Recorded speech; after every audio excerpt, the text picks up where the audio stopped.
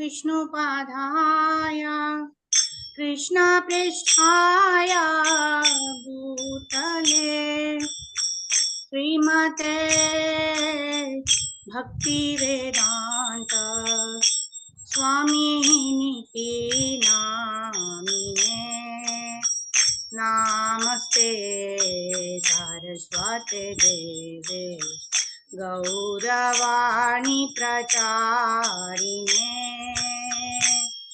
निर्विशेष शून्यवादी पाश्चात्यादिशतारिणे जय श्रीकृष्ण चैतन्य प्रभु Nityananda Shri Advaita Gadadhar श्रीवासादि Gaura भक्तवृंदा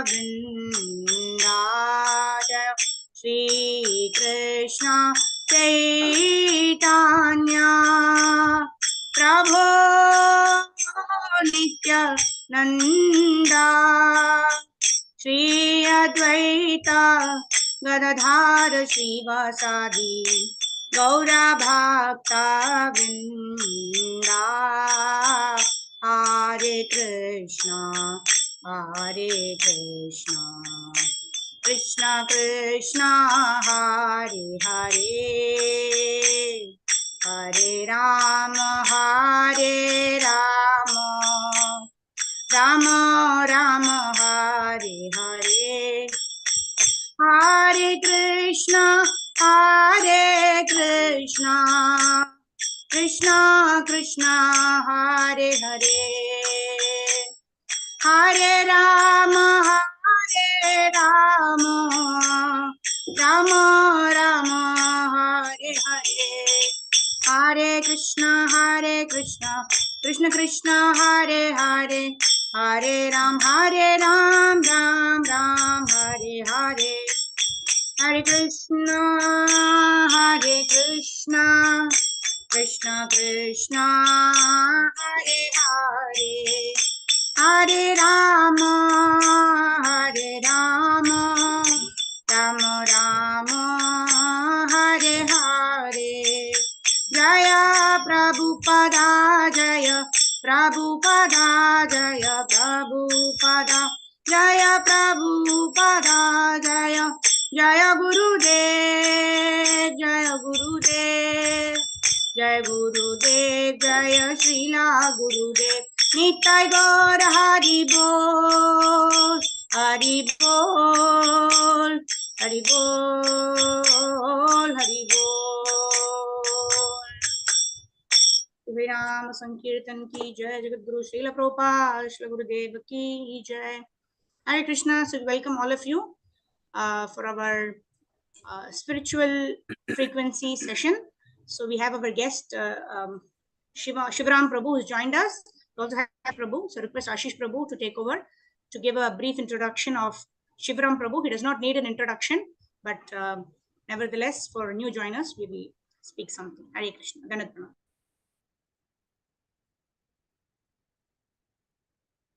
Prabhu, you are on mute. Ashish Prabhu. Hi, Paul. Am I audible? Yes. Hare Krishna. Prabhuji, Hare Krishna. Dandavat Pranam. Pranam, Prabhuji, Pranam.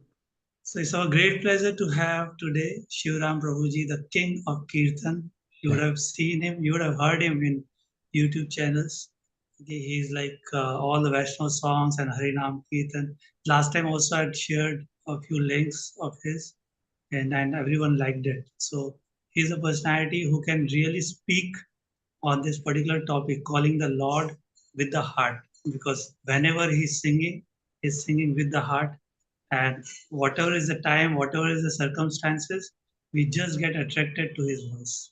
So Prabhuji is a disciple of His Holiness Radhanath Swami Maharaj, and he has his root from ISKCON Chowpatty, Radha Gopinath Mandir Chowpatty. He is preaching to the youths, he is preaching to the congregation through his melodious voice and through his wonderful lectures. So, Prabhuji, we welcome you again to ICF Forum, and we are very thankful that you promptly agreed to speak on this topic. Over to you, Prabhuji. Thank you. Hari. Hare Krishna. Dandavat pranams. My pranam to all the Vaishnavas, Vaishnavis. Although I'm not so qualified to speak to all the esteemed guest Vaishnavas here, but since it was an order by Ashish Prabhu, so maybe for my purification, I'll speak a little bit. And thank you for your cooperation and your patient listening. Thank you. Thank you for giving this opportunity. Today, I have been told to speak on praying from our heart to Krishna. So I'll begin my talk with one beautiful incident or a story from Mahabharata. Let me offer first prayers to the previous acharyas. Om Jnana Timirandasya Jnananjana Shalakaya Chakshurunmilitam Jana Tasmai Sri Guruve Namah. Namo Om Vishnupadaya Krishna Prasthaya Bhutale Srimate Bhaktivedanta Swamiti Namane. Namaste Saraswati Devi Gauravani Prasharine Vishesha Shunyavadi Pashyata Deshatarine. Sri Krishna Chaitanya Prabhu Nityananda Sri Advaita Gadadhar Srivasadi Gaura Bhaktavinda Vancha Kalpataruvasya Kripa Sindhuvevacha Patitanam Pavanebhyo Vaishnavebhyo Namo Namah. Hare Krishna Krishna Krishna Hare Hare Hare Rama Rama Rama Hare Hare. Jai Srila Prabhupada ki jai. So just before the battle of Mahabharat Kurukshetra, Krishna was talking to Pandavas, Draupadi was there, and Krishna gave indirect hint to all the Pandavas and Draupadi that in this war, most of the Kurus, they will leave their bodies, they will die. So Draupadi got that clue. So after the discussion, Draupadi went to Krishna and Draupadi started asking Krishna. She said, my dear Krishna, I want to know the end result of this war. What will happen in this war? I want to know each and everything, all the details. Who will survive? Who will die? Who will leave this body? Who will be the king? So then Krishna says to Draupadi, he says, my dear Draupadi, why do you want to know the future? Let the Krishna's plan or God's plan with the God. Don't try to understand the mind of God. Don't try to understand the future. And then Krishna told Draupadi, he says that if you try to understand the future, and if there is a suffering in your future, if there is a suffering in your future, then whatever happiness is there in the present, that happiness also you cannot enjoy. That happiness also will be lost because you'll be always thinking about your future, that after 5 years I'll get a cancer. After 10 years, all my business will be collapsed. Everything will be like, no. So then because of the future miseries or sorrow, you will also lose the present happiness. Therefore, never try to understand the future. And therefore, Krishna is indirectly is giving hint to all of us. We may go to astrologer and get some ideas, what will happen to us in the future. But we should not go much into the details because there should be something in our life which is unknown to us. Sometimes people are so arrogant, especially the modern atheistic scientists. They want to know each and every, all the details, what's happening in the whole cosmos and the nature. We want to know everything. Why do you want to know everything? Huh? Are you God? Have you created this whole universe? Why you want to know everything? Because we are minute, we are not supreme. So let there be something which is unknown to us. Why do you want to know everything? You want to know everything. Let Krishna's plan, let whatever God's plan is, it should remain with God. Why should we demand? So then Krishna said, very beautifully, Krishna explained to Draupadi. He said, Draupadi, during the rainy season, when there is a flood in the city or in the town, what happens? All the dirt gets collected in a small rivulet. Rivulet means nala, chota nala. So all the dirt from the city or a town is carried and it gets collected into a small rivulet. But the capacity of rivulet is so small, it cannot accommodate all the dirt of the city. And therefore, what the rivulet does, rivulet throws that dirt into the river because it's beyond its capacity to hold all the dirt. And river also has her own limitation. So she also tries to keep that dirt within her body, water body, for some time. But it is beyond, when it is beyond her limit, then she also throws that complete dirt into the ocean. But now, ocean is unending, unlimited.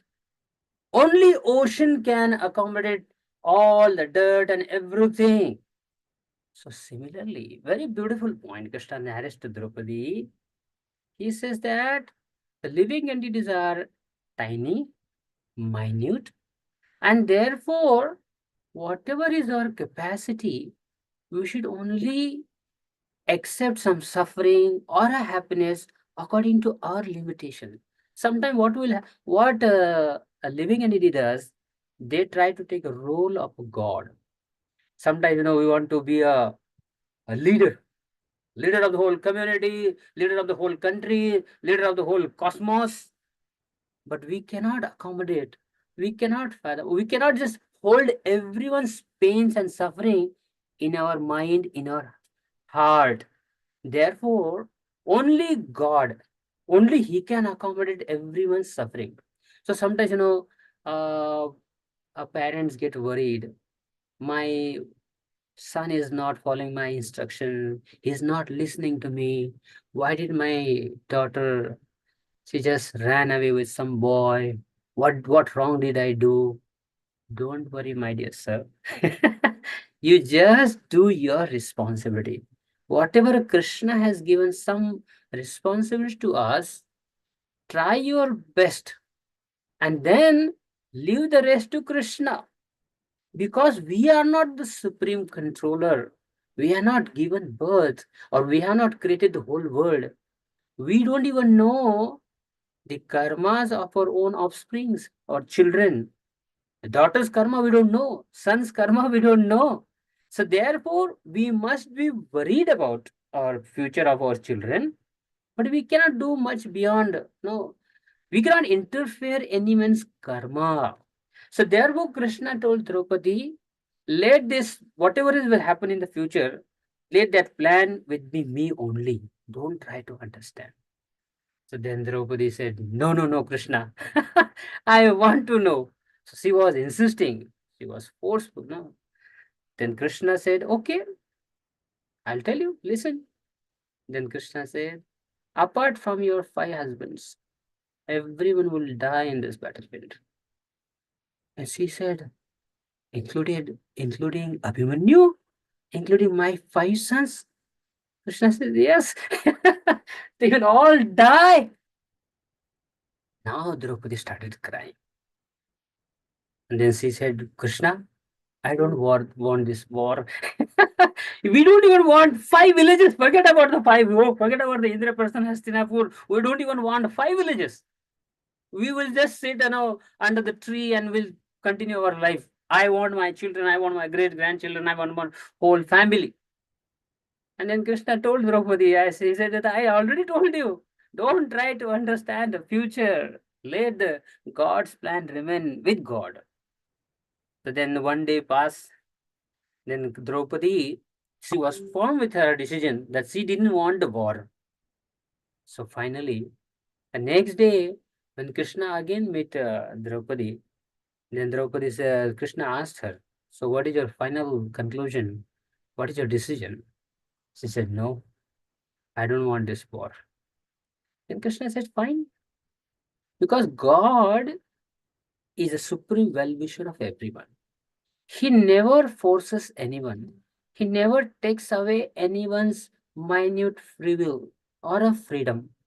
Krishna has, because he is a supremely independent living entity. He's a supremely independent person.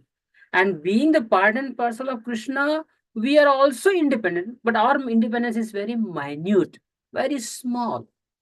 But Krishna does not take away freedom from us. So then Krishna said, okay, you five of you, five Pandavas and you, if you don't want war, fine, it's okay.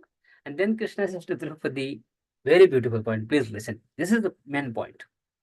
He says, if there is no war, you may not necessary, but you may enjoy your family. Your sons will be there with you, your great grandsons, and everyone will be with you. But you will die like an ordinary person. He says, just like hundreds and thousands of people, human being, they are getting birth, they are being born, and they will die. Who cares for them? They die like an ordinary person. So you will also die like an ordinary person. But then Krishna says, very beautiful point out. Then Krishna says, the person who has given you birth, the person who remains with you all the time, 24 hours he stays with you, person who loves you, a person who is your well-wisher, and the person who has sent you to this world, that person will be unhappy. Indirectly, Krishna said that I am the God, I have given you this body, I will be unhappy. And then Krishna says to Draupadi, this family, husbands, wife, and children, and all this, in this present life, I consider that these are my sons, these are my daughters, and this is my husband, and this is my wife. But this is only for this lifetime, only for at the most 100 years. We don't know what was our family in the past. We were whether in the born in the animals family, birds family, reptile family, or insects family, we don't even know. Even if we were in the human body, who were our parents, who was our husband, wife, or children, we don't know. We have given them up. They have undertaken another birth. And for this lifetime, I'm so attached to this particular family and the family members. But after 100 years, we'll have to quit even this family, this body, and the next birth again some another family. But one person remains constantly with us. That is Krishna. Such a beautiful point. We keep on changing our bodies. We keep on changing our families. Raymond Musafir. We are like a traveler. And traveler means we travel from one place to another place. Similarly, a soul, dehinos minnata dehe kaumaram yavanam jara, tatha dehantara praptir dhiras tatra na muhyati. Soul transmigrates from one body to another body to another body. Just like when we take a room on a rent basis. So we stay in that room only for 11 months. After 11 months, you have to change the house, take another house. So we keep on changing rented house.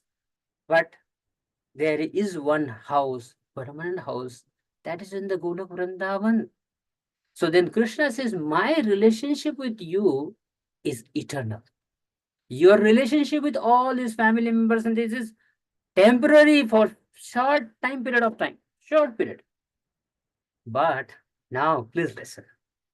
Krishna says, when Krishna sends to some soul and Krishna gives a body, human body to a soul, and then he also empowers some souls. Then he says, I have empowered you and the Pandavas with some particular goal. I have some expectations from you. I don't have expectations from an ordinary human being.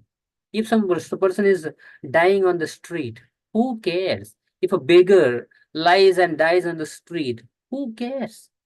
But if a person like, say, Prime Minister, President of United States, or some very important person leaves his body, everyone more, the whole nation, they uh, feel bad or sad because of the demise of this person. Because Krishna has given some particular empowerment, some seva to them. So then Krishna says, when I gave you this birth, I have empowered you, and I have some expectations that you will do this seva, you will do this project for me. But then, okay, fine. If you don't want to do, it's fine. I won't force you. But there will be, no, I'll be unhappy. I'll not be happy, satisfied with you. Then Draupadi starts crying. Draupadi said, my dear Krishna, let there be war. Even if I miss and lost all my children and my sons and my, even if husbands also, no problem. Kunti Maharani says to Krishna, voluntarily he says to Krishna, my dear Krishna, please take away my attraction and attachment for my own sons. I'm so attached to my sons. Please take away this attachment. So why these, even Draupadi or Kunti Devi?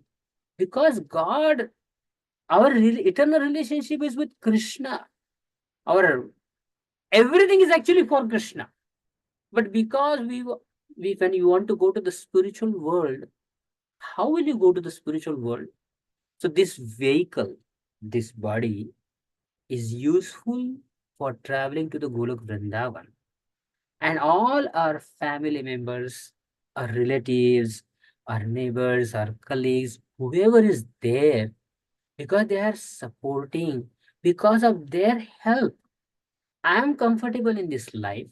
And because of their help, I can go to the spiritual world. Therefore, my relationship with them is on a spiritual platform, not just on a bodily platform. So, because they help me to go to Krishna, therefore they are very dear to me. My husband helps me to go, helps me to keep this body intact. And then when this body is intact, I can serve Krishna, I can go to Guru Vrindavan. Same thing with the wife, husband, children, friends, everything. When you see each and every family member or a relative connected to Krishna, then it's perfect and fine. But our ultimate relationship is with Krishna. Now you see, Krishna's one of the name is Daya Nidhi, Karuna Nidhi, Prema Nidhi. Have you heard anyone's name Prema Nidhi? Even by mistake, have you heard this name Premanidhi or Dayanidhi? Any human being gets the name Dayanidhi or Premanidhi? Never.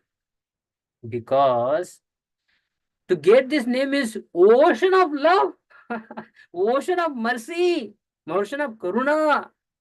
This so no ordinary human being, even the gods cannot show this quality. I was thinking how the Krishna is so Dayanidhi or Karunanidhi. See, Krishna is there in everyone's heart as a Paramatma form. Even if even the jiva is in the insect form, even if it's a hog or a dog or an insect or a worm, Krishna never leaves his association. Krishna is always with every soul. Our wife may not be there with us 24 hours a day. Our husband is not possible to stay with us 24 hours a day, or the children or anyone.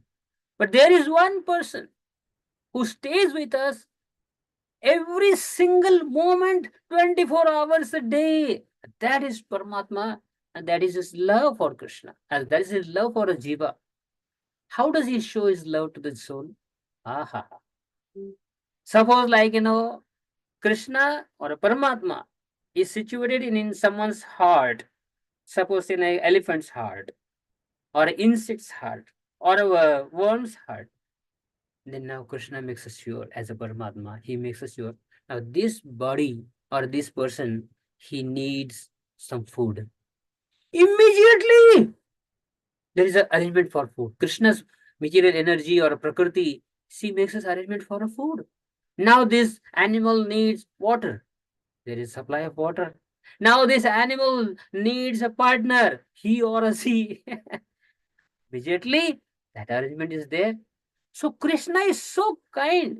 Even if someone is not a devotee of Krishna, even if the person has completely forgotten Krishna, no connection with Krishna, still Krishna loves that person. Krishna still, Not just, once in a year. Our love is for Krishna very occasional. Whenever there is some problem in my life, I go to the temple. Or whenever there is some this and that, if I'm happy, I'll go to temple. And then I thank Krishna. But Krishna's contribution in our life is constant. 24 hours, every single moment. Without Krishna's help, we cannot even survive. We can't even live. Krishna provides oxygen, Krishna provides all the necessities, and unconditional. Krishna never puts condition. Oh, okay, if you scratch my back, I'll scratch your back. Even the relationship between Laila Majnu or a Hiri Ranja or any male and female relationship, it is still conditional. It's based on some condition. If you supply this, if you provide me this, then I'll also help you and I'll also supply you this. Our love is circumstantial. According to circumstances and situation, our love also either increases or decreases. But Krishna's love is constant. Even if person, even if person is the most sinful, Krishna still loves that person. Even if the person is an atheist, he accepts, he receives the intelligence from Krishna and he uses that intelligence against Krishna, writing some books, how God doesn't exist, how God is nonsense, this, that. And the same moment Krishna provides food to that Jiva. That is Krishna's kindness. I was just thinking, what kind of person Krishna is? His love is so unconditional. Krishna never embarrasses anyone. If you try to understand this point, Krishna never embarrasses anyone. What is our sabhava or nature is, whenever someone commits any mistake, immediately we point out his mistake, his or her mistake. And if we are really a stupid or a foolish person, we'll immediately tell that person, oh, you have done this wrong. This is your fault. This is your fault. This is like a grossest foolish person. But even if there is some little fine person, he will just keep that memory. My wife, 10 years back, she had done this mistake. So that is now already kept in his mind. And whenever there is a need, immediately he opens that folder and brings out that mistake and tells his wife, you remember 10 years back you did this to me, or this mistake had been done by you. Krishna is such a kind-hearted person. He's so sensitive. He's such a finest person. He never embarrasses anyone. Even if the person is a demon, but Krishna never said that you are a demon. Krishna is so kind, even if, because Krishna knows Krishna knows us more than what we know about ourselves. He knows everything, each and in and out, everything. He knows 100 lifetimes our karma. He knows our present. He also knows our future. He also knows what kind of decision we are taking at the present and whether we'll fulfill it in the future or not. He knows everything. But his love is so unconditional. By default, please understand, please listen to this point. By default, Krishna's Swabhava, his nature is such, he cannot see faults. Krishna cannot see faults. So by default, the absolute truth. Therefore, Shiva cannot be absolute truth. Brahma cannot be absolute truth, or any gods of the heavenly planet cannot be absolute truth. Now I'll explain to you why they cannot be absolute truth. Why cannot they be supreme personality of Godhead? The reason is Vrikasur, he wanted to satisfy, please Shiva. So he started cutting off his different limbs, putting into the fire. Then, because his austerity was enough, so Shiva was forced to appear into the fire. From the fire he appeared.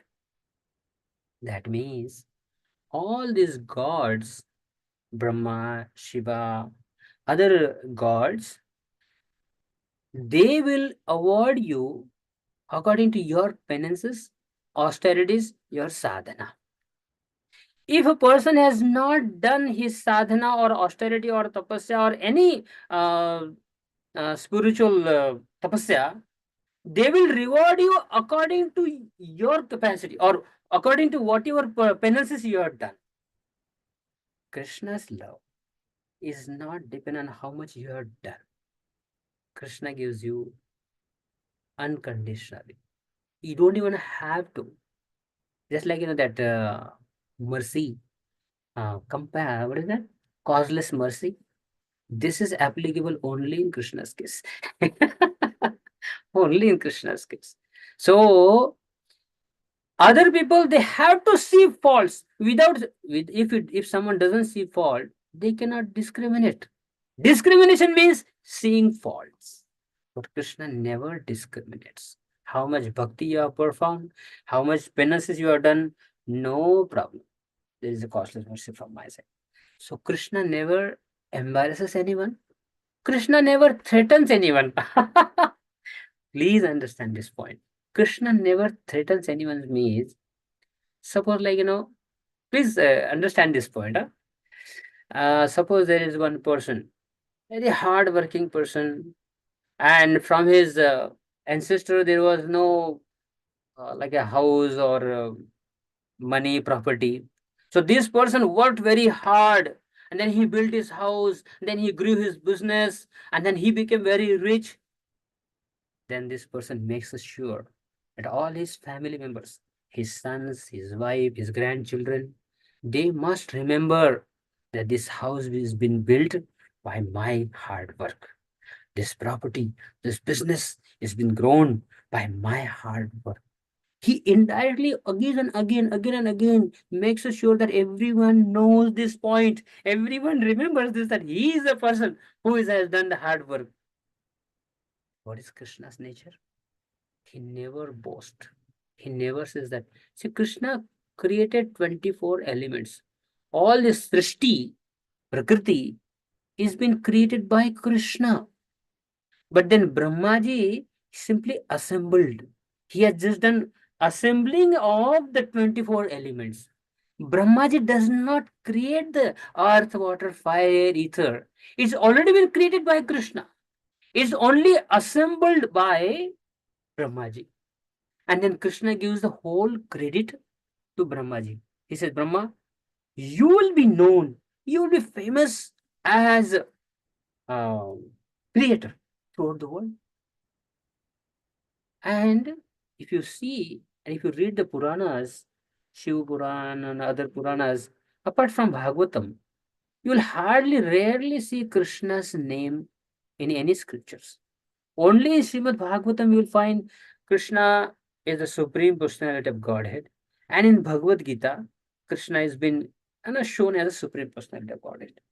All other scriptures, the Vedas, the Puranas, and Upanishads, they all filled with the glories of all the gods like Indra, Chandra, Varuna, Devi, and Kubera. All these gods have been glorified as the supreme person. And Krishna's name is never mentioned anywhere. At the most, you will find the name of Vishnu. I was thinking, what kind of person you are? You are everything. You are really the thread on which all these pearls have been the motis. Huh? They have been strung with that. But Krishna never, he stays behind. So all the gods, when the scriptures were ready and everywhere only God's names were there, and then the God said, my dear Krishna, your name is not there anywhere. But then no one will worship you. Krishna said, no problem. They will worship you, right? I'm happy. Let Indra be worshipped as a god. Let Shiva be worshipped as God. Durga, see in India, recently I gave a class on Mahashivratri. Shiva, practically every nook and corner of India, everyone knows Shiva. From south to north, east and west, everywhere. Because he is for a mode of passion and ignorant people. And Krishna's devotion is so high, unless the person is established in the mode of goodness, he cannot even understand Krishna.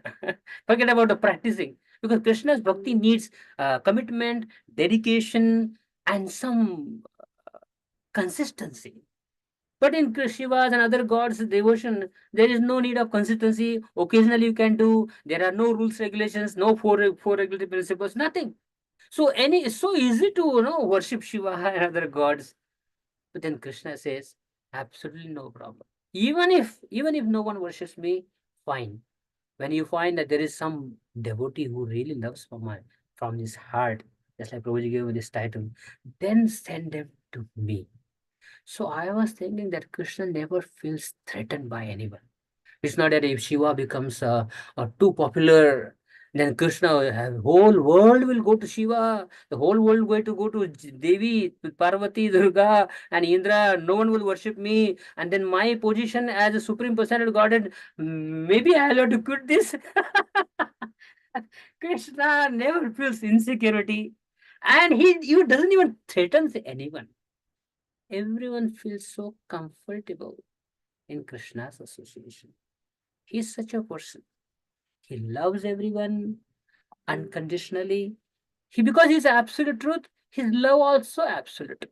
Absolute truth means no fault finding. Absolutely no. In all conditions, his love is absolute. So when such a person, like you say, he's he's present in our heart as a Paramatma in 24 hours, constantly or throughout this life.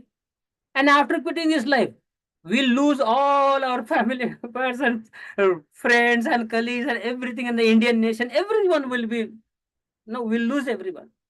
In the next life, again, we'll have new identity. But one person will be there constantly.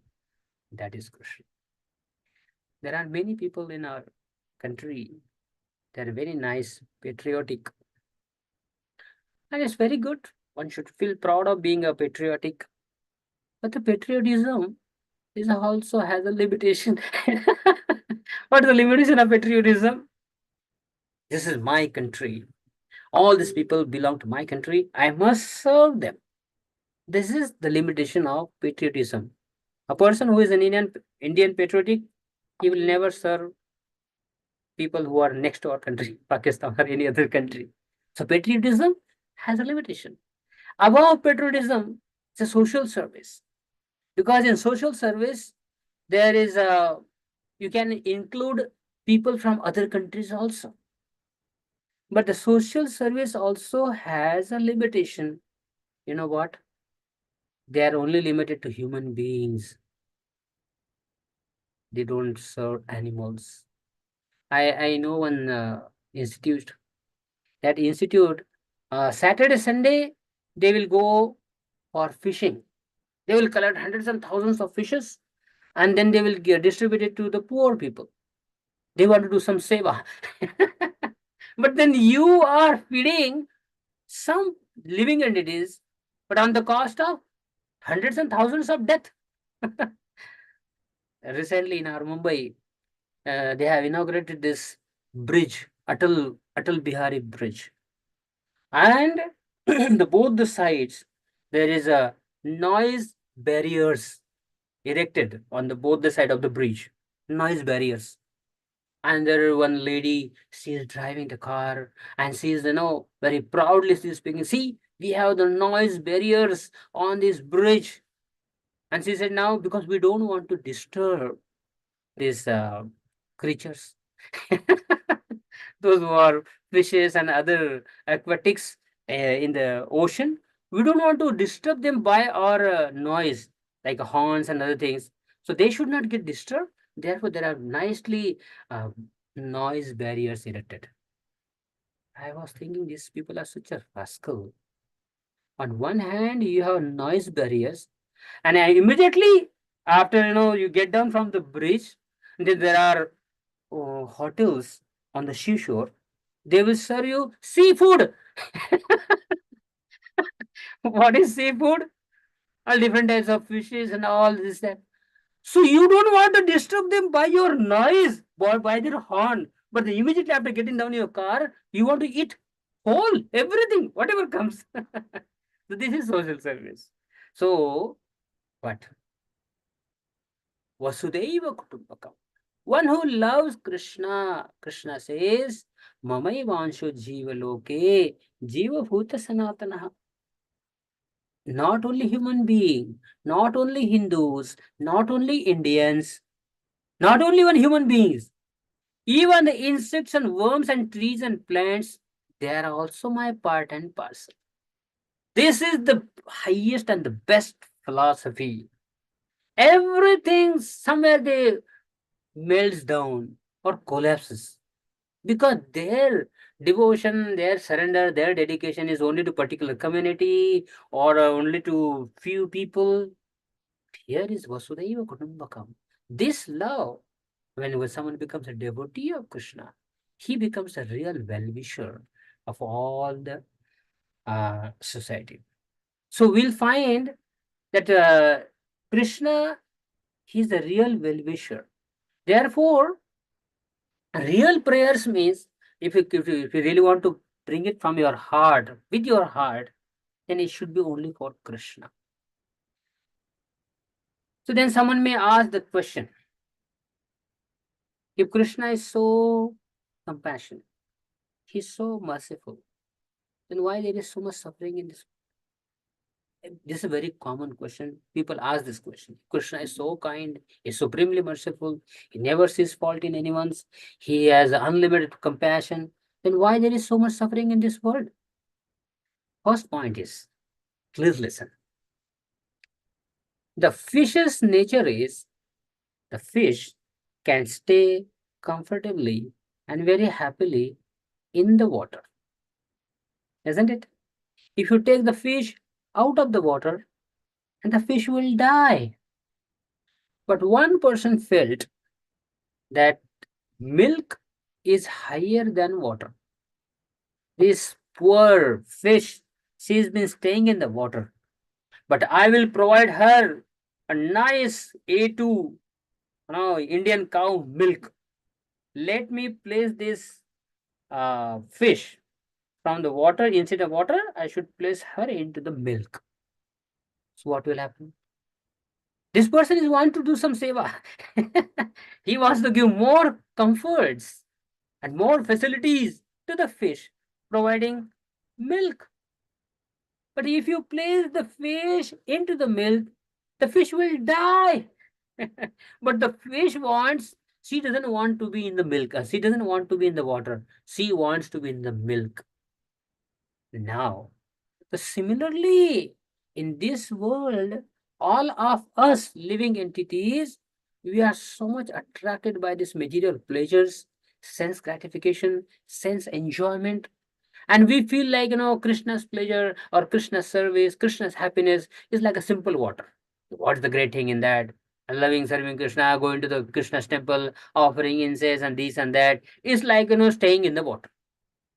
I want to be in the milk. I want this sense enjoyment. I want to go to this. I want to go to Switzerland. I want to enjoy this happiness, that happiness. Sometimes the milk appears higher than the water, but the fish will die into the milk. So similarly, Krishna knows if these people, they try to enjoy separately from Krishna, then they will suffer. Therefore, Krishna does not want to put them into the milk, but we are adamant.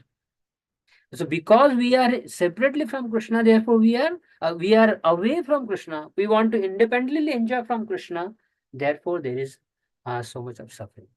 So, when the jiva comes to this world, just like if you see a drunken man, he is now fully drunk, completely, totally intoxicated. He doesn't even know who is he. And now in that drunken stage, that person can speak anything, any illogical point, any nonsense point he will speak.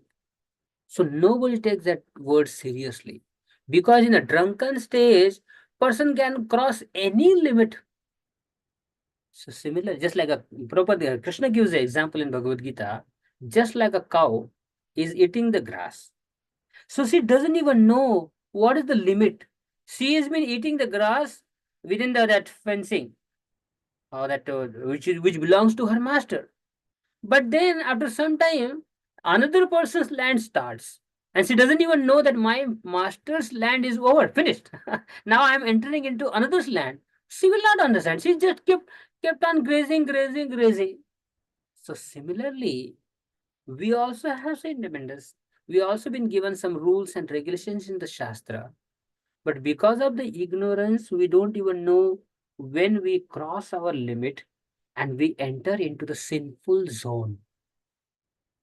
Because of that ignorance, we enter into sinful zone, and therefore there is suffering for our living entities. Because in this material world, everyone has an independence, and we sometimes use it, sometimes misuse it. But then there is why there is a suffering even in a devotee's life. So because of two reasons. If the devotees are just a newcomer sadhaka, then maybe for a purification of a devotee, there is some suffering, some purification.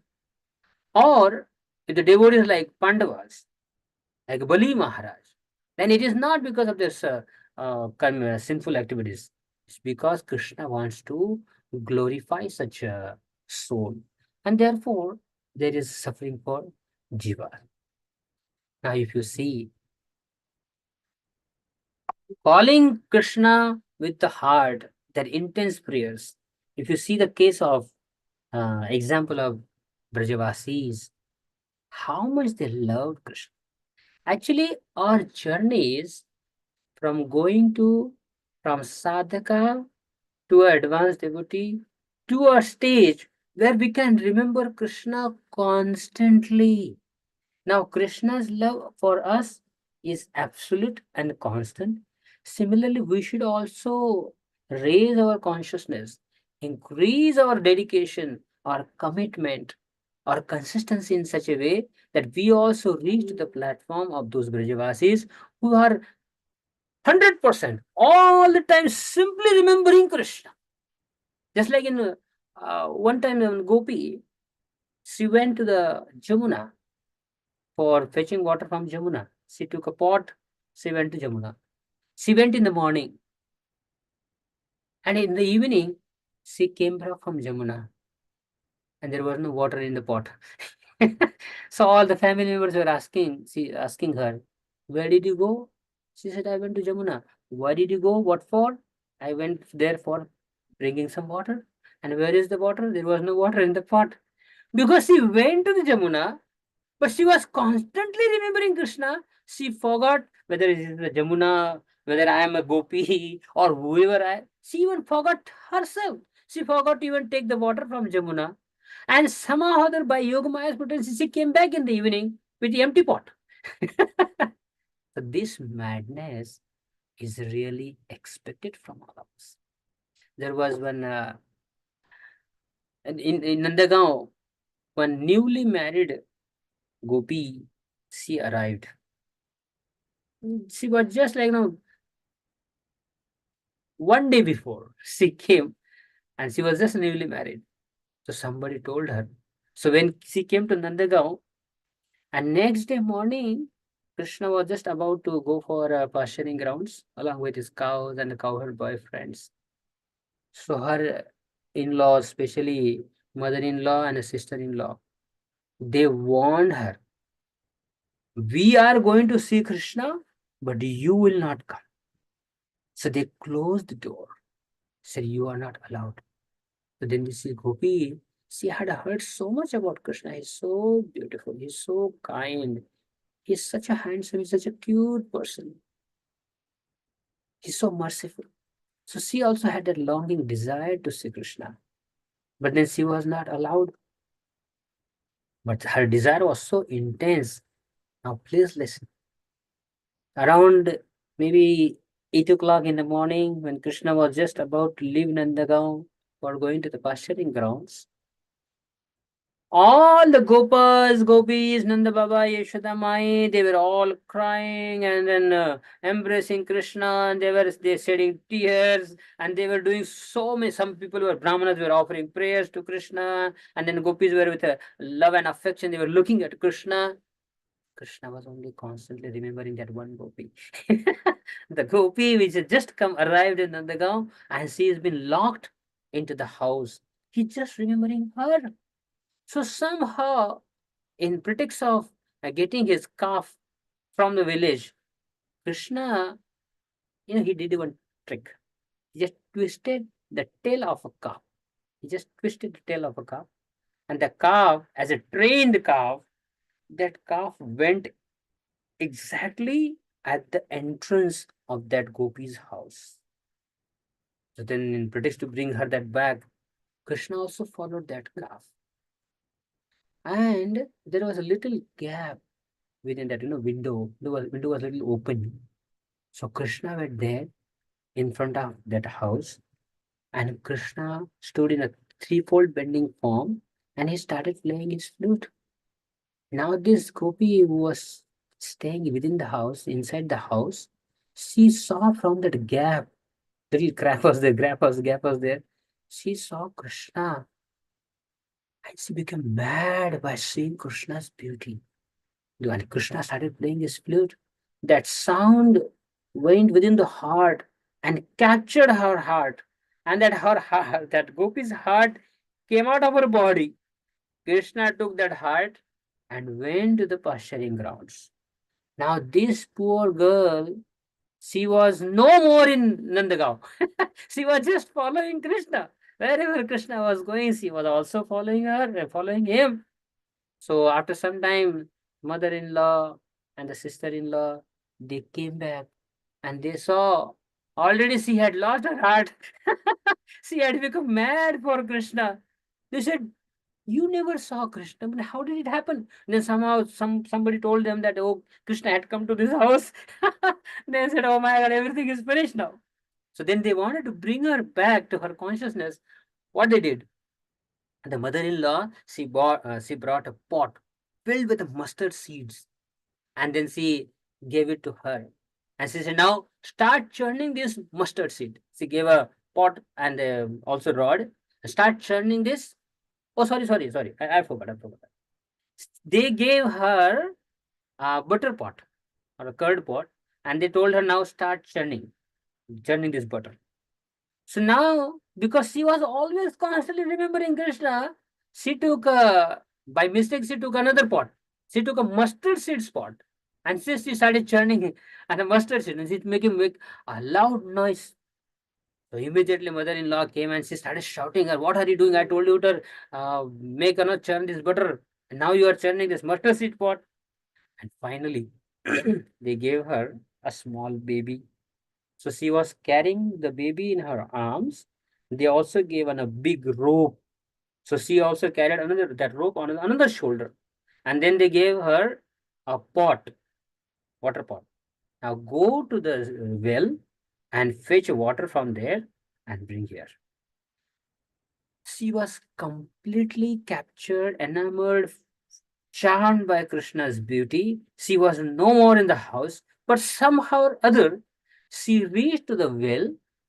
So now she made a noose, because if you want to fetch the water from the well, you have to make a noose for a bucket. So now instead of making the noose, tying the noose around the bucket, she started tying the vest, tying the vest of the child and made the noose. And she was just about to throw the baby into the well. So there were some people, Brajavasis, they started shouting, "What are you doing? You should put the bucket into the well, not the child." Then everyone started shouting. She came back to her external consciousness. Said, "My dear Krishna, why are you embarrassing me?" I was just thinking, I can't even do my household duties properly. One time on Gopi, she she was constantly remembering Krishna, chanting his glories, singing his glories, remembering his the beautiful pastimes. And then generally what would happen in Vrindavan, the gopis, they had never revealed their love for Krishna to their elderly people, to the Brajavasis. They didn't know that all the gopis of Vrindavan, they love Krishna. They did not know. But then one time, one gopi, while serving Krishna, she was constantly singing Krishna's glories. And all the elderly people of the house, they were looking at her. What are you doing? And she again, she came back to external consciousness and she felt so embarrassed. Oh my God, what am I doing? In the presence of my husband, in the presence of my husband, I'm praying and glorifying Krishna. But then you know what happened? She said, no problem. I'll tell you why. Beautiful, beautiful point. Please listen. As long as Krishna was there in Vrindavan, the gopis never revealed their ecstasies, they never revealed their love for Krishna to anyone. Because the gopis' concern was, because of us, Krishna should not become a, nobody should criticize Krishna. Nobody should give any blame to Krishna. I see all so many girls are loving you. You have done this and that. Because of us, Krishna should not be in an uncomfortable condition. Nobody should criticize Krishna. Therefore, they just hold on. They didn't even express their love to anyone. But now this gopi, when she heard that, oh, everyone, all these elderly people and my family member, they know that I love Krishna, and he said, doesn't matter. Because Krishna is not in Vrindavan. He is in Mathura. He is in Dwarka. So what will these people do? They will criticize me. It doesn't matter. Now, I'll complete the point, the previous point. Krishna told Draupadi that my dear Draupadi, the person who has given you this life, he has some expectations from you. So similarly, Krishna, when he gives us this life, especially human form, now Krishna has some expectation from us. My dear Jiva, my dear soul, till now when you are in different bodies, I did not expect that you will come to me, or you'll serve me, or will you love me. I didn't have this expectation. But at least in this human form, especially after becoming a devotee, at least in this lifetime, our priorities should be, I want to please Krishna. Whatever it may take, no diversion, no distractions. Sometimes, some stupid things, some silly things come in between us and Krishna. We say, because, this relative, in distant relative, he does not like I am chanting. Hey, hell on with you. Hell with you. If you are afraid of a distant relative, if I chant Hare Krishna mantra, he will feel bad and she will feel bad. Shut up. In this lifetime, my only lover is Krishna. My life, the first priority is for Krishna. No compromise, no diversion, no distractions, no obstacles. Absolutely no from my side. My dear Krishna, of course, because I'm not pure, so all those lusty desires and anger and envy, all these things will keep troubling me. But from my side, I'll put my whole energy to remember you, to serve you, to chant your holy name, to serve your devotees. I'll tell you, please listen. Whatever is happening in our mind, let it be only in the mind. It should never come to the verbal stage. The sincere sadhaka means sometimes eyes make some mistake, ears make some mistake, but our tongue should not make mistake. All the subtle things, let remain on a subtle platform. They should not come to the gross level. It's not that because this bad thought came in my mind. Now let me fulfill that bad thought. No, sir. No, sir. That is animal. Animal have no subtle desires. Animals, everything has on a gross level. Animals have no subtle desires. Everything is on gross. Eating, mating, sleeping, depending, everything on a gross level. But human being has one special aspect. First, the thought comes in our mind. And there is, please listen.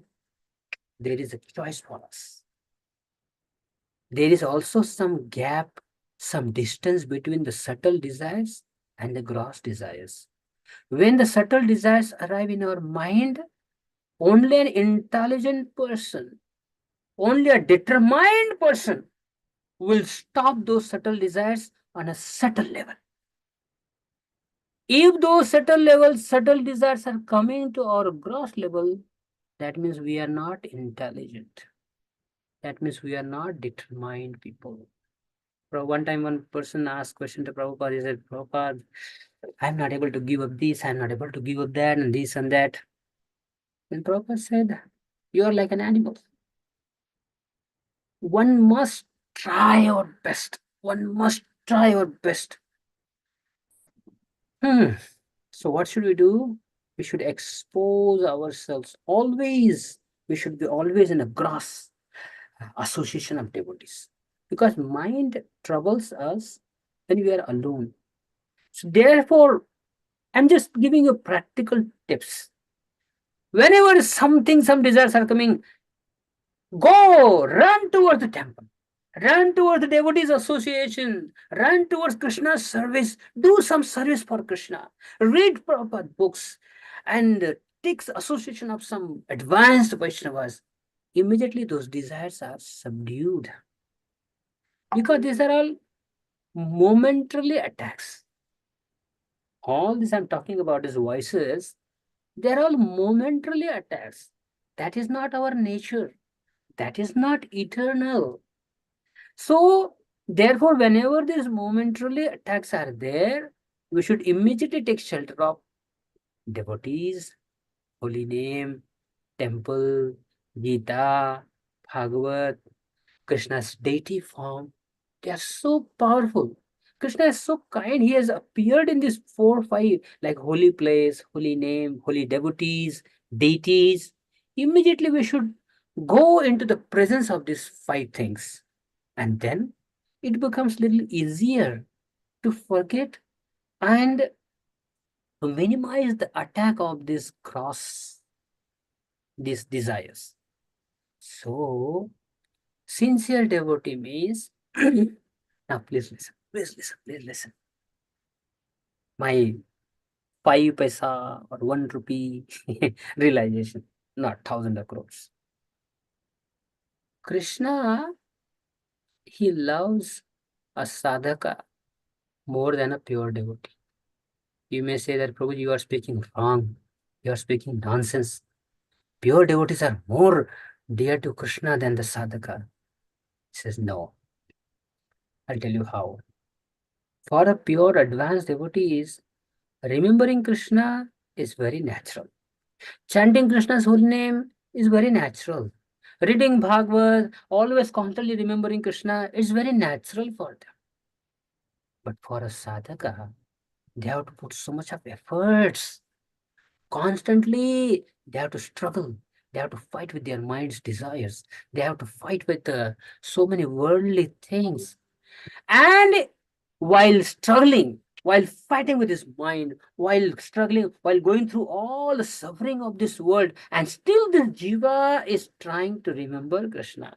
This soul is trying to serve Krishna. Therefore, Krishna's attention and focus is more on a sadhaka, sincere sadhaka. I'm not just saying, chala bhai gaya, not like that. Sincere sadhaka. One who crying within the heart, my dear Krishna, I want to serve you. My intentions are really pure. But maybe because situations are such, sometimes I fall prey to Maya. Sometimes I really, such a disgusting things happen in my life. Even myself feel like so disgust. So, but still I love Krishna. I really love to serve you. Just express his desires. Shamelessly go to Krishna and shamelessly speak to Krishna. Hare Krishna, I love you. I love you, Krishna. I love you. Although these things, there are so many things in my mind, but I love you. Krishna sometimes laughs, but he takes us seriously. He says, no problem. You are, at least you are trying your best. Therefore, this person who is always remembering Krishna, somehow when the next day morning, early morning, again gets a mala, takes a mala. Therefore, even if you make some mistakes in the previous days, any mistake, but at least the next day, again get up, pick up your mala, start chanting. Because these processes are eternal. Like chanting Hare Krishna mantra, devotees association, reading Bhagavatam. All these processes are eternal. They are as powerful as Krishna. Maya is also as powerful as Krishna. Therefore, the material enjoyment is not easy. It's not because this is the alternate for Krishna in this material world. When the soul, Jiva, came from the spiritual world and came to this material world, is it so easy to forget Krishna? Because Krishna is constant companion of ours. We love him from the heart. How is that we forgot him? Just imagine. Suppose like a father allows his daughter so much. The father is constantly remembering his daughter. My daughter must be in the school now. She needs this, she needs that. And the mother is loving her son. She's always constantly remembering her son. And how is that at one fine days the mother completely forgets her son and the father completely forgets her daughter? How is that happens? Because intervention of Maya. The illusory energy Maya is so powerful because she is as powerful as Krishna. Therefore, we could forget Krishna. And now we are fully into Maya. So, when we are trying our best, Maya is so powerful. But then these processes like chanting Hare Krishna mantra is also as powerful as Krishna. Deity form of Krishna is as powerful as Krishna. Remembering Krishna, chanting Krishna's holy name, taking prasadam, and then serving devotees. This process is the only shelter. I'll tell you, please, from my heart, I'm telling you. Sometimes it appears, people give many excuses.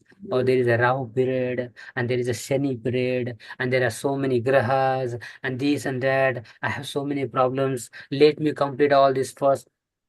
My dear sir, that is also reality. Rahu is also real. Shani is also real. All this astrology, this and that is also real. But their reality is just like a 2%. 98% is Krishna's devotion. At least my realization, at least my conviction, I'm telling you. All these grahas and all this, they're really working on us. But if you are totally surrendered to Krishna, if you have full faith and conviction in Krishna's service, these people cannot harm you. They will simply help you. But because our conviction is not so great and we are also diverted to so many places. So conclusion is how to get that love of Krishna. Priorities, priorities. When we wake up in the morning, if you give priority to Krishna, then you see what miracles happens in your life. For example, wake up early in the morning and first thing you should do, right? We all should do, chant Krishna's holy name. If someone is a grahastha, cannot go for Mangalarti, Narsingarti, Tusharti, no problem. Just wake up early in the morning. If it is a cold season, it's very cold, you can't even take bath, no problem. Just on the bed itself, just wash your hands, wash your mouth, and start chanting Hare Krishna mantra. First priority for chanting Hare Krishna mantra. Those who can finish their 16 rounds in the morning period, ah, you are in the heaven. Those who can chant 16 rounds early, they're so fortunate. And all your household duties or business and that, Krishna takes care. You don't even know, you do not even know how everything is very smoothly happening. The business and the job, everything very smoothly goes on. You just give first priority to Krishna. And if there is a grihini housewife, if she has to cook in the morning, it's okay. But still one must try as early as possible. Chant Krishna's holy name. I'll tell you, all other services are not recommended. Even the deity worship or any other services, they are not recommended in Kali Yuga. The most recommended process in the Kali Yuga is chanting Hare Krishna, Hare Krishna, Krishna Krishna, Hare Hare, Hare Rama, Hare Rama, Rama Rama, Hare Hare. If someone gives priority for chanting Hare Krishna mantra, that person is a lambi race ka ghoda. For long life, no, Maya cannot harm you. All your projects will be successful. Your spiritual progress, material progress, everything will go to the sky. The success for every material or spiritual thing is chanting Hare Krishna. Because Krishna's holy name is non-different from Krishna. So, as far as possible, chanting our rounds in the morning, at least once in a week. At least once in a week.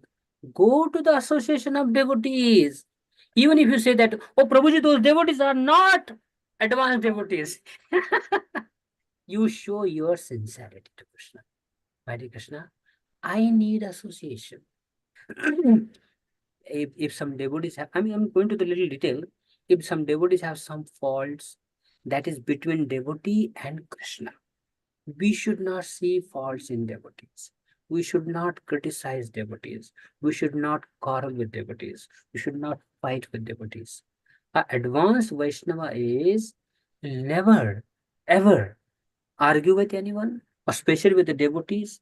And even if they have some limitations, some faults, Krishna will purify them. Why should I interfere unnecessarily? I should focus on chanting Hare Krishna. And because this person also is chanting Hare Krishna, let me associate with these people. Go to the temple. Go in the association of devotees. Online classes is okay, but we need physical association. Go to the deities, pray to the deities. And even if there are so many things are happening in ISKCON, forget about those things. Because this is Kali Yuga, there are so many people, they have some different intentions, different ideas, these are no problem. It is between Krishna and them. I should chant Hare Krishna mantra. And if we alone cannot read Bhagavatam, those who are sincere souls, 3, 4 people, 4, 5 people, make the group, read Bhagavatam. Bhagavatam reading is very important. Prabhupada said, you just go on reading. No explanation, no purport to Prabhupada's purport, and no arguments. Just go on reading Bhagavatam. Go on reading Bhagavatam. One day you will find all your problems are solved. Everything is smoothly happening. And just by reading Bhagavatam and chanting Hare Krishna mantra, we can go to the spiritual world. This is the secret. Nothing else is as important as chanting Hare Krishna, devotees association, and reading Bhagavatam. Other things are support. Thank you very much, Prabhu, Mataji, for listening to me. If there are any questions, if there is some time for questions, then we may discuss. Hare Krishna Prabhuji, very, very wonderful session as always by you. And so before, I think our hands are going up, but before that, quickly, I wanted to ask you one question and then open it up.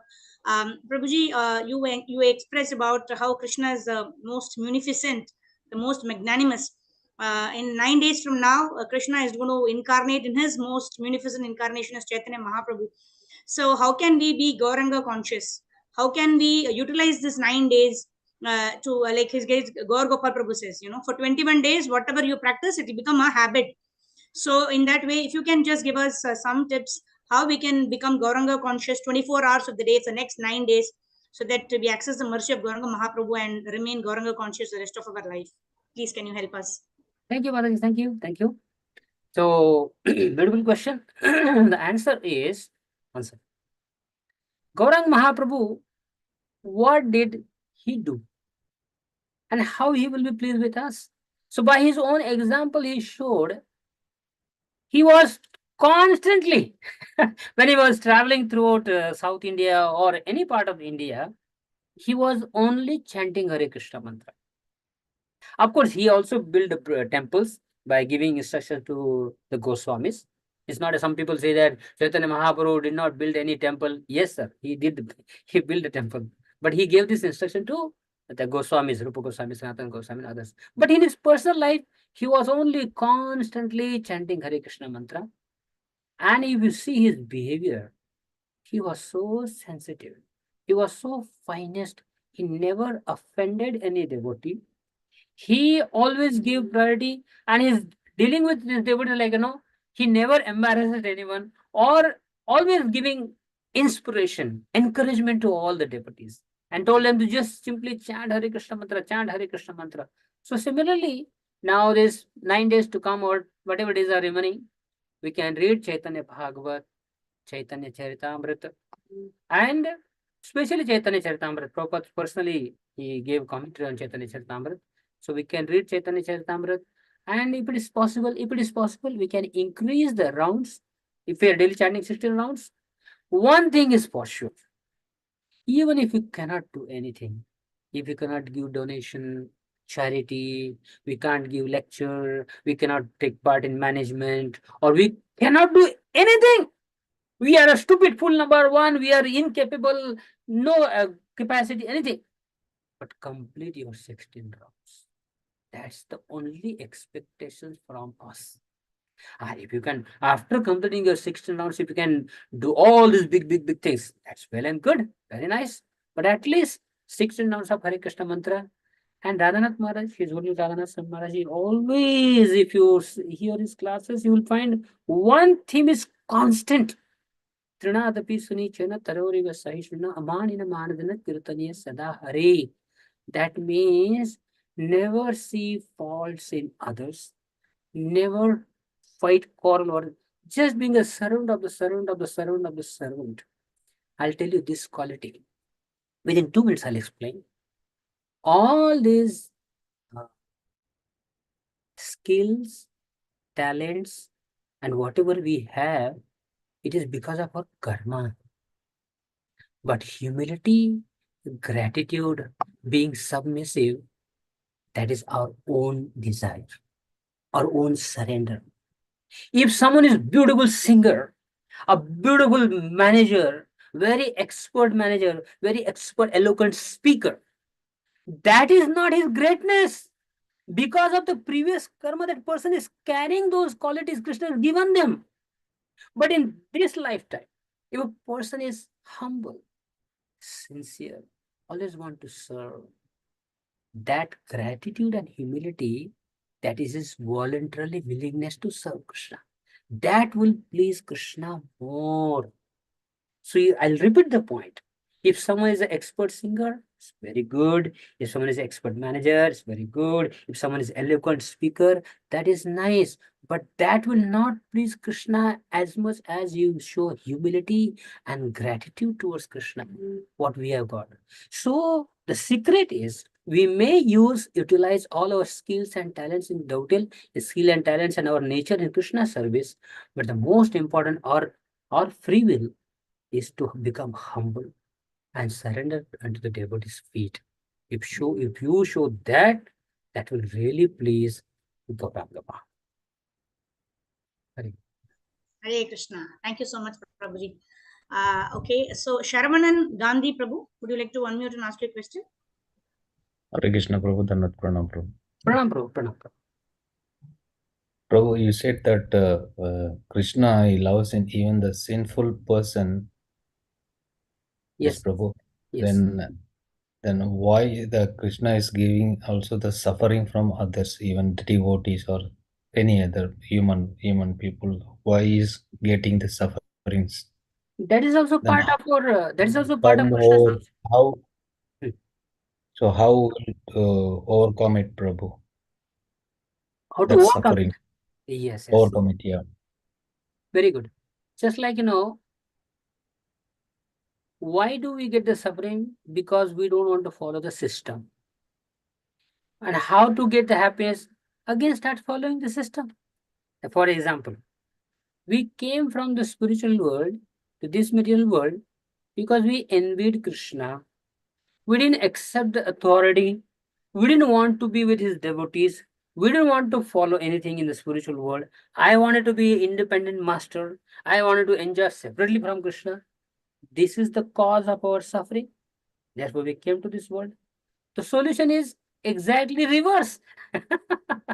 The problem is this, and the solution is exactly reverse, vice versa.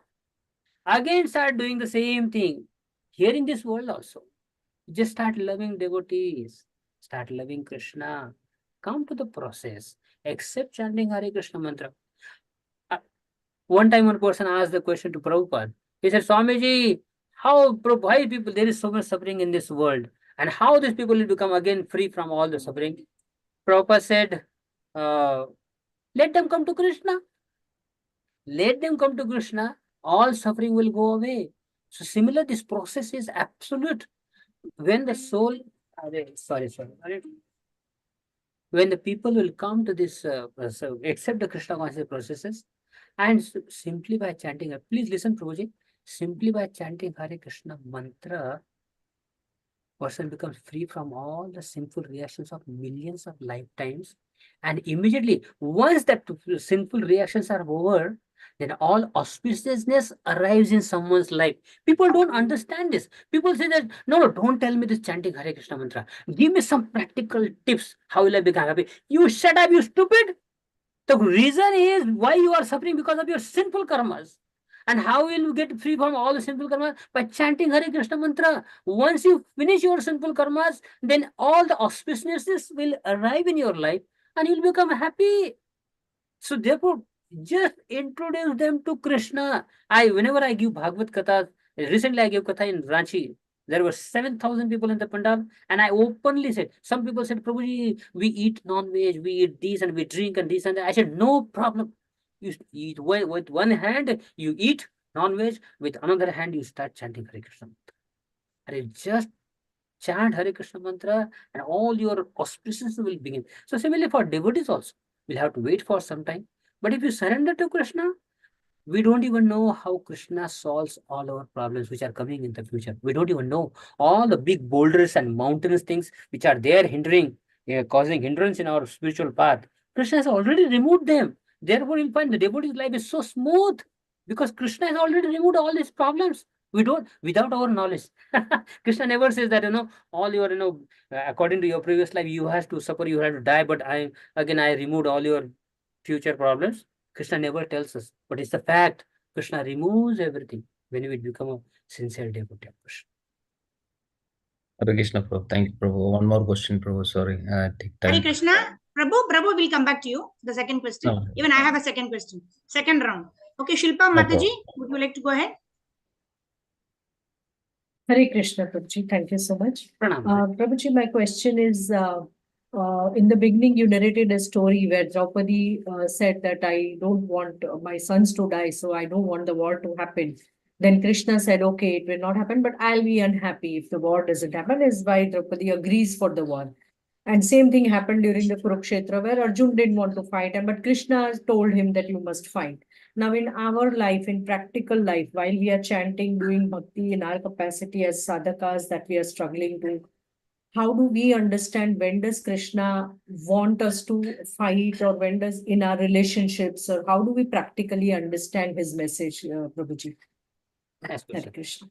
Answer is, Mataji, see, those who are very special souls like Arjuna, Draupadi, they were directly instructed by Krishna.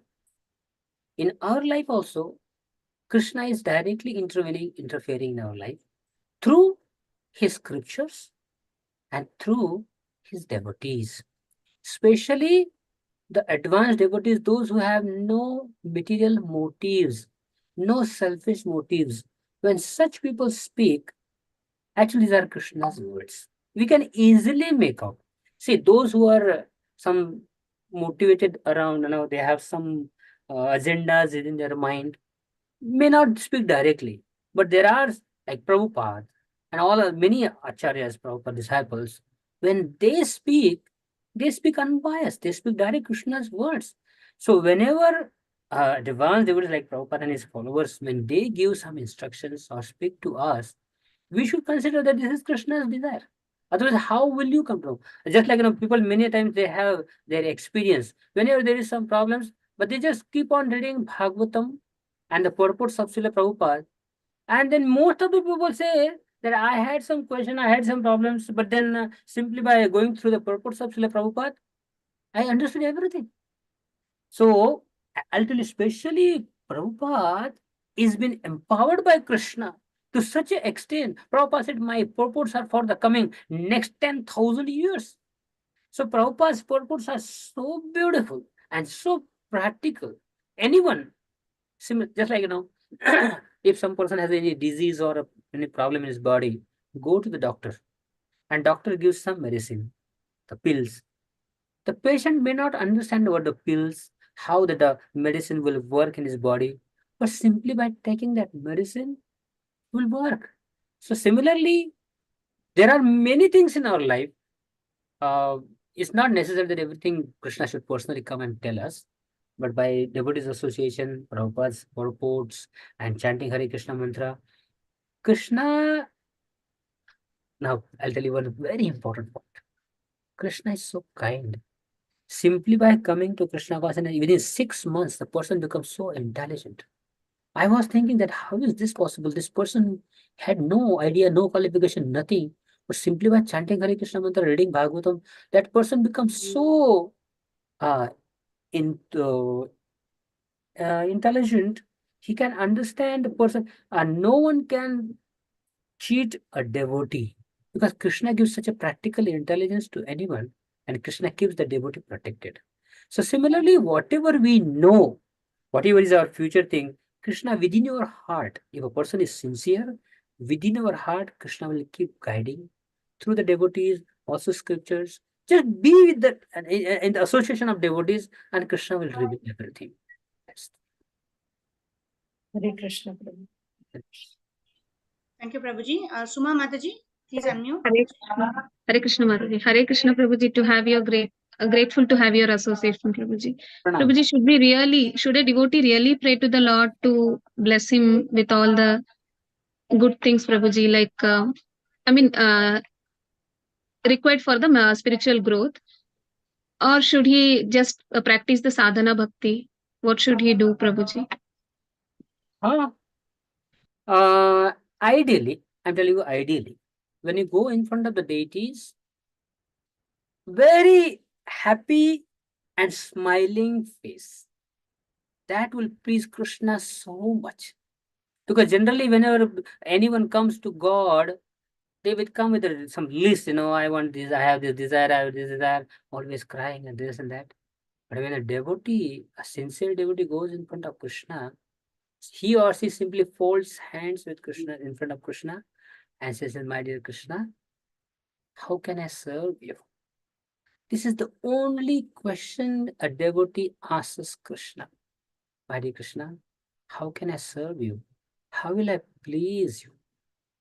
Now, this includes everything. Because whatever we need, Krishna knows more than what we know ourselves. So therefore, if we ask this simple question, Krishna, I really want to please you, I want to serve you, make sure that I am always in the association of devotees and simply serving you. Now, this one prayer will give so much happiness to Krishna.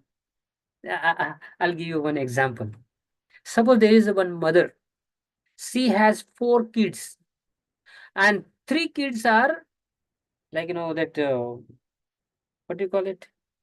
Handicap. They have no legs. 3 kids are handicapped, and one son, who is the elder one, he's really nice, healthy, fit. Now this mother has to carry the 3 handicapped children. But this one boy, who is the elder son, he is healthy and fit. He's also assisting his mother. He's also carrying one of the child in his arms. So now mother loves 4 kids equally, but still she loves the elder son more because this son is not causing any trouble to mother. Rather, he is sharing her responsibilities. This try to understand this point. Other 3 kids they are totally dependent on mother. They are simply taking service from the mother. But this elder son, he is serving his mother, accepting some responsibility of his mother. So it is up to us whether we want to be like this handicapped 3 children, or we want to be that elderly son. We should try to be an elderly son. My dear Krishna, I know I am handicapped, but I don't want to give you trouble. Whatever is happening in my life, it may happen, doesn't matter. It will go on, but I want to serve you. So then devotee feels, Krishna feels, here is one devotee who's going through so much of suffering, but his love is more than his suffering. So although Krishna knows everything, but when we go for Krishna, in front of Krishna, we should ask Krishna, how can I serve you? That will include and that will really please Krishna. Thank you, Prabhuji. Correct. Hare Krishna. Thank you, Prabhu. Sharavanan Gandhi Prabhu, would you like to ask your second question? Request devotees who have a question to kindly switch on your camera so that Prabhu can know whom he is talking to. Hare Krishna. Thank you. Hare Krishna, Prabhu. Yes. But there is one more. You said that you cannot enter the others' karma. It even in our family members or in our children. So they are suffering with the karma, and also we know this is their karma. But even though it's a blood relation or something like that, so we are also getting suffering. So how tackle this one, Prabhu? See, Take there's try to give some solution or I don't know, Prabhu. So how we will tackle on this one? right. Now, see, in some places it is mentioned that if a husband performs some devotional service, serves Krishna, then some of his credits, some piety goes to his wife. Or Prahlad Maharaj, because he was a pure devotee, all his generations, 7 generations were delivered, isn't it? Sometimes we hear this. Now we are talking about, like, first thing is that we are not as pure as Prahlad Maharaj or these devotees. Second thing is, we cannot interfere in someone's nature, someone's swabhava. So, if our children is like, I went to one family, I had gone to their house when the child was very small. Now he's grown up. When he heard that Prabhuji is coming to our house, just within, before 5 minutes, I went to their house. He just left the house because he knew that Shivram will give some instruction and he will say something to me, and then I will have to follow. Because everyone is carrying their karma and everyone has their some nature. So even if, like, some people become, one person becomes very advanced and then his credit goes to mother, they directly don't go to the spiritual world. They will also get another life. In that lifetime, their Krishna consciousness will be given, and then they will voluntarily, they will serve Krishna. They will surrender to Krishna. They will go back to Godhead. In essence is, we can of course pray for our children, pray for our parents, pray for all our family, relatives and others. But again, everyone has to walk, everyone has to fly their own plane. And then we can pray, we can give or offer our prayers also, our bhakti to them. But ultimately, the person has to do their bhakti. Our children also the same, Prabhu.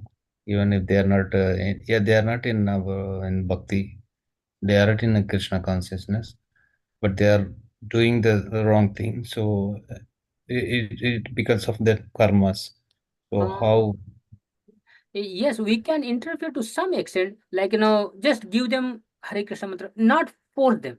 Especially nowadays, we cannot force, but somehow then through some creative ways, some loving ways, if they start chanting Hare Krishna mantra, people nowadays, parents, they think, no, no, no, chanting Hare Krishna not necessarily, and you just somehow other make them mad. I don't believe those things. I feel like, even if they chant one Hare Krishna mantra or half a Hare Krishna mantra, that is very absolute benefit for them. Absolute benefit. So, instead of doing all other things, let them chant or let them hear at least Hare Krishna mantra. This is my conviction, is that at least they should hear some Hare Krishna mantra or they should chant. Maybe 5 minutes, 2 minutes, 3 minutes, but the chanting is absolute. Chanting is absolute. You can try and give them holy name. Okay, thank you, Prabhu. Hare Krishna. Hare Krishna.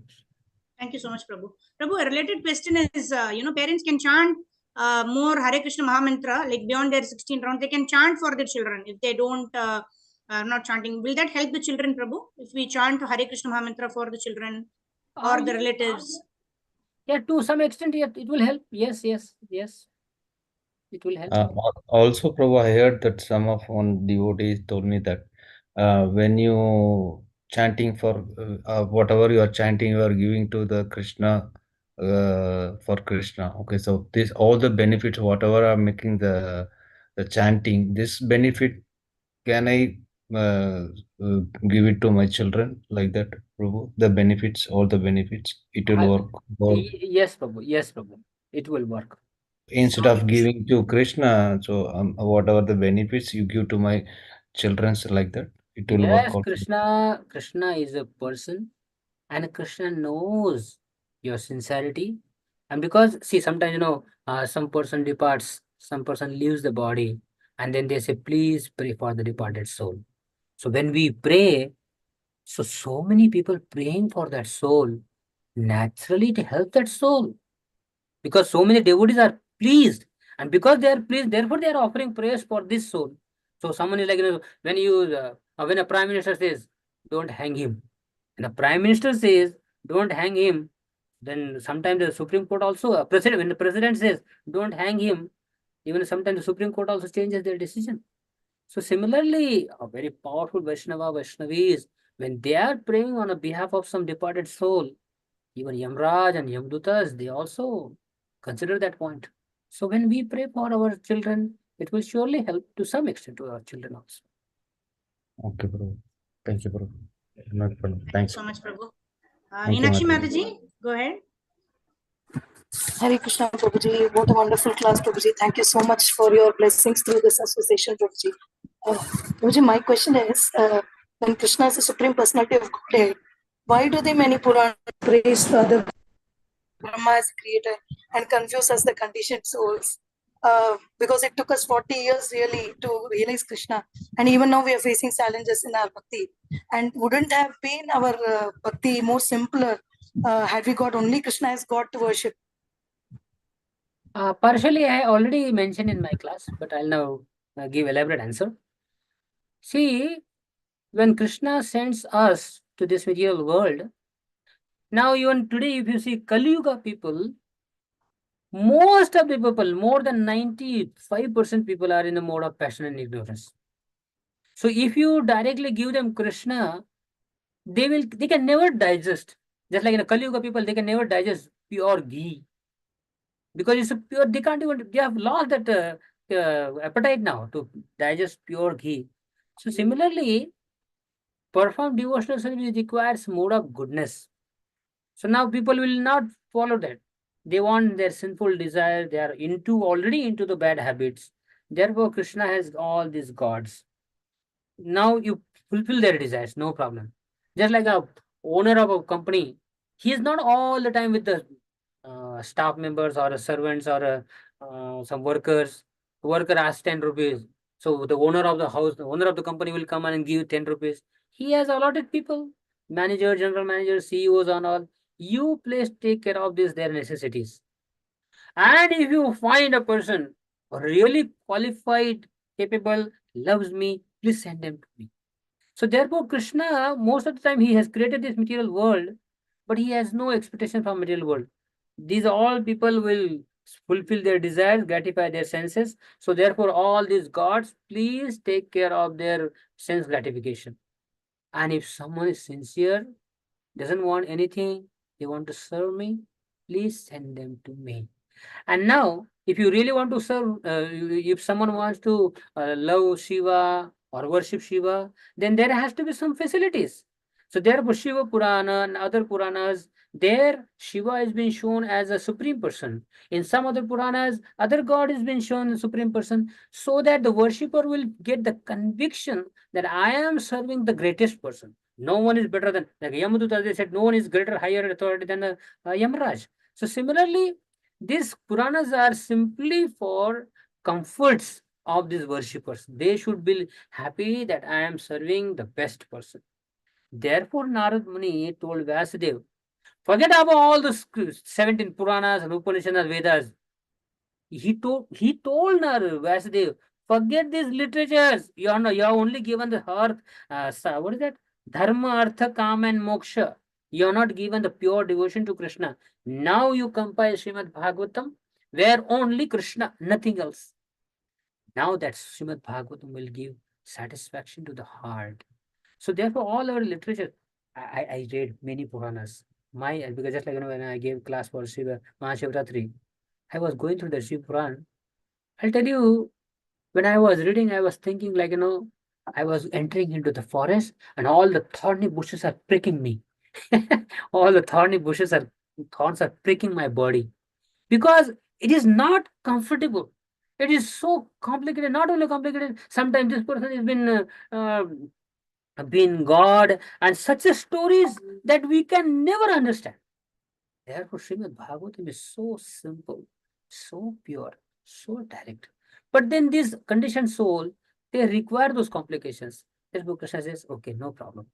Let Shiva be glorified as a supreme in Shiva Puran and other Puranas. So they are meant for those people. So absolutely no problem. For not for devotees. Devotees for Srimad Bhagavat, Chaitanya Charitamrita and all our Acharya's commentaries. Thank you, Prabhuji. But my concern is that, for example, I have my grandparents who are ardent devotees of Sharadambal, that is Sharada Devi. So how do I convince them that, in order to get moksha, in order to get relief from another birth or death, we have to approach Krishna? Because I chant, pray for them. My grandfather has been ill since around 2 months, 3 months. He's facing a lot of exhaustion. But there is no way we can convince him because they have been praying to Sharada Devi all their life. So what is in store for them, Prabhuji? The best thing is, Mataji, never give them lecture. Never. I'll tell you the practical thing. Never, cause any disturbance or some confusion in their mind. Let them serve whatever convictions are there. How we should enter in their life. Let them somehow or other, let them chant one time Hare Krishna mantra. Give them little prasad. Some other, just keep friendship with them. Let them come to some satsang program where the normal discussion, not sometimes the ISKCON people are so fanatic. Only Krishna, only Krishna, only Krishna. Not to such lectures. Huh? So nowadays, whenever I give Bhagavad Kathas, I will give moderate classes. Should never, someone's faith. People should not be like, oh, these people are unnecessarily criticizing other gods. So when they start just even one round, what will happen? They will be qualified. And simply by chanting even once also, they enter into the realm of devotion. By our philosophy, it will not make any change to their heart. But the holy name is absolute. Even if someone by mistake chants Hare Krishna mantra, their devotion, their journey towards spiritual world is already begins. If they are fortunate enough, they will come to the service to Krishna within this lifetime. If it is possible, within lifetime, maybe next time. But 100%, if they are come across with a Mahaprasad or a Hare Krishna mantra, devotees association, even if once, their journey is already began. No need to worry. Their journey is already began because the process is absolute. Process is absolute. So somehow they just give them one Hare Krishna mantra without telling any philosophy. Without telling any philosophy, just let them chant one round of Hare Krishna mantra, and slowly, slowly it will begin like that. Yes, Prabhuji. They prayed all to all Krishna and Ganpati along with Sharda Devi. But they don't realize the fact that Krishna is the supreme personality of God. That is the issue. That realization come little later, Mataji. No problem. That realization may come little later. Yeah. Okay, Prabhuji. Thank you so much, Prabhuji. And pranams. Bhavin Prabhu, please go ahead, Prabhu. Okay, Hare Krishna, this can be the last question because we do not know. Prabhuji Yes, might be having other things lining. Yes. No, because Hare he's been Krishna, raised his Prabhuji. hand for a long time. Yeah, Hare Krishna Prabhuji, I would say this was one of the very good sessions which I have attended. I felt like you were speaking from your heart. It really touched a lot of points. Very good, Prabhuji. It was excellent. Thank you very much for the session. And I would request Ashish Prabhuji, if you can come on every Saturday, that would be blessing for us so that we keep enlightening, our spiritual journey. We can take it forward, sir. Prabhuji. So my question is, Prabhuji, like you said, detachment from the results. Yes, but that is, as a human being, it's very difficult, because whenever we do something, there are two possibilities: either we succeed or we fail. And always everybody tries or works for success. And end of the day, the first objective is that we try to achieve success. We completely understand that we should accept failure also, and we should not worry about the outcome. But in real life, to implement this process, I would request to throw some more light how we can do it. That is one. Secondly, Prabhuji, Ekadashi, as you mentioned, Ekadashi, I think you never touch in your complete session. I just wanted to know whether doing Ekadashi really helps us in moving forward of spiritual life, and the quality of chanting, because we talk about chanting, but does the quality of chanting matter, Prabhuji? That's it, Prabhuji. Hare Krishna. Okay, Prabhuji. So no problem, because we are a sadhaka, we are not completely pure. Therefore, sometimes the result also matters. We are result oriented also. It's absolutely no problem. Whatever stage आदो श्रद्धा सदा साधु संग भजन क्रिया अनर्थ निवृत्ति साधु निष्ठा रुचि भाव प्रभु, whatever is the stage is, just accept what we are and continue the process. If we are in the process, the purification is guaranteed. So now if I have a desire of some results, some material benefits, no problem, keep it up. But don't give up the process, continue the process. And then as you said that chanting, does it matter? Yes, only chanting matters. So by chanting Hare Krishna mantra nicely, and what is chanting Hare Krishna nicely means? One cannot chant Hare Krishna nicely and also same time blaspheme devotees. Also same time criticizing. Yesterday, I didn't know, don't read such things, but somehow that I came across one video and some comments. All the time unnecessarily. Some people from New York, some people from here, or this devotee is not like this, he is not a pure devotee, he never chants Hare Krishna, and this Swamiji is doing this and that. Are you rascal? Who are you? Is that your service? Is that your service to find faults with that person? What do you know about that Mataji? What do you know about that Prabhuji or a Swamiji? And even if they have some problems, let it be with Krishna and him. You simply take care of yourself. I'm not talking about you, I'm just talking the general thing. We should take care of our devotion. Actually, when Chaitanya Mahaprabhu, during the, sorry, Chaitanya Mahaprabhu, please listen this point, Prabhu, very important point. During this Rath Yatra, the devotees from Bengal, West Bengal, they would come. There were that time, no, West and East. The Bengalis will come, they would come to meet Chaitanya Mahaprabhu. And when they would go back to their places, one of the devotee would ask question to Mahaprabhu. One devotee asked him the question, Mahaprabhu, I am a Grahastha. How will I go to the spiritual world?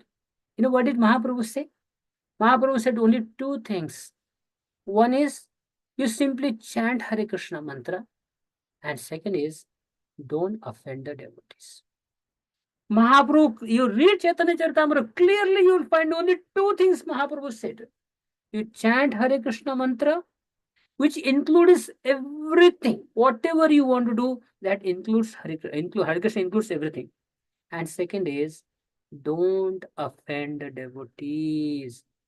In our ISKCON, this is the greatest problem nowadays, People unnecessarily argue, fight, blaspheme, compare, this, that. Forget about it, Babuji.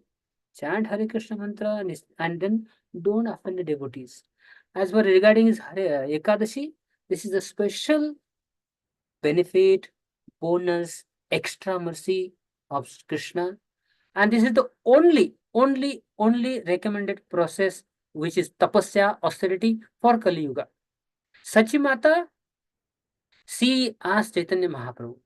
She said, Beta, tell me, how will I please you? Sachi Mata asked this question to Mahaprabhu. How will I please you? You know what did Mahaprabhu say on this particular day? He said, Mata, my humble request to you, please don't eat rice on Ekadashi day. For Bengalis, to not allow eating rice is a big thing. And when Mahaprabhu said to Sachimata, please don't eat rice on Ekadashi day, she said, okay, I'll follow that instruction. So Mahaprabhu, he gave so much importance to Ekadashi. He told Sachimata not to eat rice. So Ekadashi is, because for Kali Yuga, honestly speaking, no vrata, no tapa, no austerity is recommended. Tapasya or austerity means only Ekadashi. At the most, even Janmashtami, all other festivals, this fasting, that comes second, that comes later. The first is Ekadashi. Ekadashi is very dear to Krishna, especially for a Kali Yuga. If someone follows Ekadashi, it's very important. And now again, you may say that, Ore Prabhuji, those other mathas, other sannyasis, they don't follow. Whatever their acharya has given to them is between them. Our acharyas, Gaudi acharyas has given strict warning or some instructions to us regarding fasting, and that is Ekadashi, will follow that. Yes. Thank you very much, Prabhuji. Thank you very much. Dandavat Hare- pranam, Prabhuji. Hare Krishna. Pranam. Hare Krishna. Hare Krishna, Prabhu. Thank you so much, Prabhu. Very, very enlightening session and very, very practical session. Very, very nice. We didn't realize, 45 minutes of question answer session only has happened. Thank you so much, Prabhuji. There are a lot of comments, on the chat box. Everyone is very, very grateful to you. And we want to have your association as many times as possible. If you're free on every Saturday, please do give us your association, Prabhu. We would like to thank His Grace Shivram Prabhu by loudly chanting the Hare Krishna Mahamantra once. Hare Krishna, Krishna Krishna, Hare Hare Krishna, Hare Rama, Hare Rama, Rama Rama, Hare Hare. Thank Hare you very Krishna, much. Bhava Pranam Prabhuji. Vancha kalpatarubhyascha Thank kripa sindhubhya eva cha Sindhubhya eva cha patititanam patititanam bhavanebhyo bhavanebhyo vaishnavebhyo Ananta Ananta Koti Koti Vaishnava Vrinda Vaishnava ki Jai. jai. Shivram Prabhu Hare ki Krishna, Prabhu jai. Pranam. Hare Krishna Mahamantra ki. Jai. All right, Thank you so much, devotees, Ashish thank Prabhuji. you. Ashish Ashish Prabhuji, Prabhu. special thanks for today's session. If we can have Prabhuji, I know he'll be very busy, but if we could have him Yes, for, Prabhuji, wonderful, awesome it class. will really help us. I know we shouldn't be dependent on such lectures for our journey, but we are such fallen souls that we require hand holding at every step, Prabhuji. Hare Krishna. So Ashish Prabhu has logged out, I guess. So we can write our messages to pass Ashish our- Prabhu directly. Hare Yes, Krishna. Mataji. Hare Krishna. Thank you so much. Hare Krishna. Jagat Guru Srila Prabhupada ki jai. Sai Gaur Premanande. Hare Bol. So, meet you all tomorrow morning for the chanting session. So today is Saturday. I don't think there are any other sessions, ICF sessions. So tomorrow we'll meet for Japa session at 5 o'clock. Hare Krishna.